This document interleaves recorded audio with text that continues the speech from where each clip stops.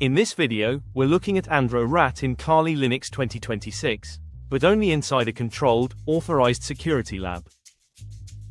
We'll explain what AndroRAT is, how Android rat attacks work at a high level, what security risks they create, and most importantly, how you can recognize and defend against them. Welcome back. AndroRAT is an Android remote administration tool originally designed for remote management and research. In the wrong hands, tools of this type can become spyware. A compromised device may potentially expose information such as contacts, messages, location, or other device data, depending on the malware variant, Android version, permissions, and security controls. So today's demonstration is not about secretly spying on another person's phone. We're using a test Android emulator or personally owned test device to understand the attack chain safely. What is AndroRAT? Let's start with the basics. A remote administration tool establishes communication between an Android device and a remote controller. In a malicious scenario, an attacker may disguise the RAT as a legitimate application and convince a victim to install it. Once installed, the application can request dangerous permissions.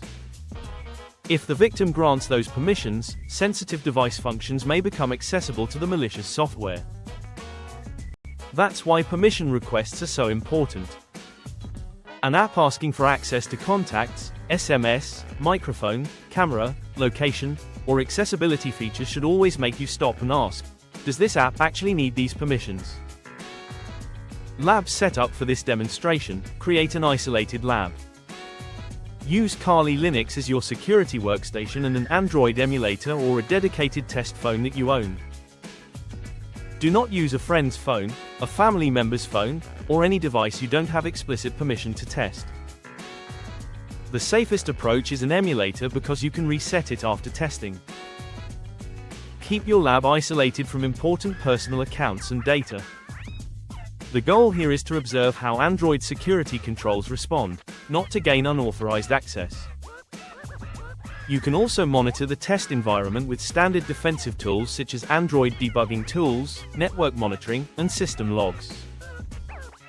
This lets you investigate suspicious behavior without targeting a real victim.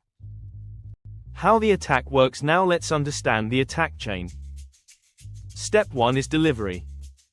An attacker may attempt to distribute a malicious application through social engineering, fake downloads, unofficial stores, or deceptive links. Step 2 is installation. The user installs the application and may approve permissions without carefully reading them. Step 3 is execution. The malicious application starts running and attempts to communicate with its remote controller. Step 4 is data access. Depending on the malware and the permissions available, sensitive information or device functions may become accessible. And step 5 is persistence. Some malware attempts to remain active after reboot or disguise itself as a legitimate service. Modern Android versions include multiple protections designed to make these techniques harder. What to look for in your lab. So what should you monitor? First, check the application's permissions. Look for permissions that don't match the app's advertised purpose. Second, inspect network activity. A suspicious application repeatedly communicating with an unknown external server deserves investigation. Third, examine battery and data usage.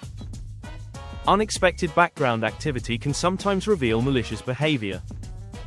Fourth, check installed applications and accessibility settings. Attackers may try to abuse legitimate Android features to gain additional control. And finally, review Android security warnings and Google Play Protect results. Never ignore a warning simply because an application appears to work normally. Defending against AndroRAT. Now let's switch from attacker thinking to defender thinking. The first rule is simple. Don't install applications from untrusted sources. Keep Android and your applications updated. Use Google Play Protect or your platform's built-in security features. Review permissions regularly and revoke unnecessary access.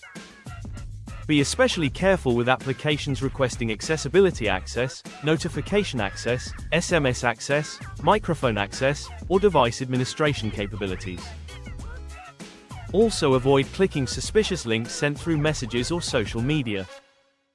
And never assume that an application is safe just because it has an attractive name or professional-looking icon. Attackers can easily imitate legitimate applications.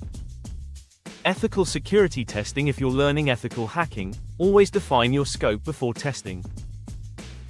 A good Android security lab should have 3 things: a device you own or have explicit permission to test, a controlled environment where sensitive personal data isn't exposed, and a clear objective, such as identifying suspicious permissions, monitoring network connections, or learning how Android malware behaves.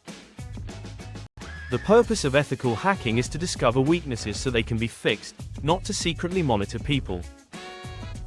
And remember, laws regarding unauthorized access and surveillance can be serious. So that's AndroRAT explained through an ethical Android security lab. The biggest lesson isn't how to spy on a phone. It's understanding how Android rats work, how attackers abuse permissions, and how defenders can detect and prevent them. If you found this cybersecurity breakdown useful, subscribe for more ethical hacking and Android security tutorials. And remember, hack to learn. Test with permission. Stay secure. Never use rats or similar tools to access, monitor, or control devices without explicit permission.